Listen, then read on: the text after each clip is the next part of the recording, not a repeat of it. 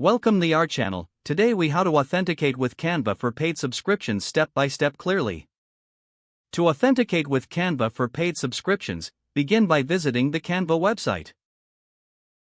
Locate the login button at the top right corner of the home page. Click on the login button to access your account. If you already have an account, enter your email and password, then click on the login option. If you don't have an account, select the option to sign up for a new account. You can sign up using your email, Google, or Facebook account. Once logged in, navigate to the subscription options available on your dashboard. Click on the pricing or plans section to view available paid subscription options. Select the subscription plan that best suits your needs.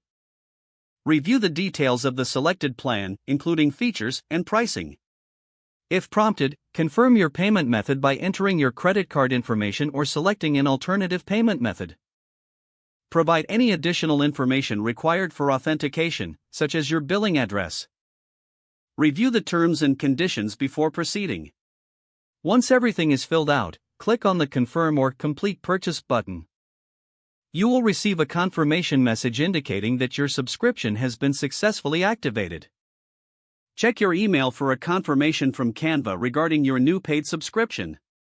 Log into your Canva account to explore the features available with your subscription. If needed, revisit your account settings to manage your subscription preferences. Congratulations, you are now authenticated with Canva for paid subscriptions. If the page does not load, refresh the browser or try again in a private or incognito window. Make sure you are using the correct email address, then retype it carefully to avoid small typos. If your password is not accepted, use the reset option and create a new strong password you can remember. Check your spam folder for verification or security emails, then complete any requested confirmation steps. Enable two-factor authentication if available to improve account security and reduce unauthorized access risk. After signing in, review your profile details so your contact information and settings are accurate and current.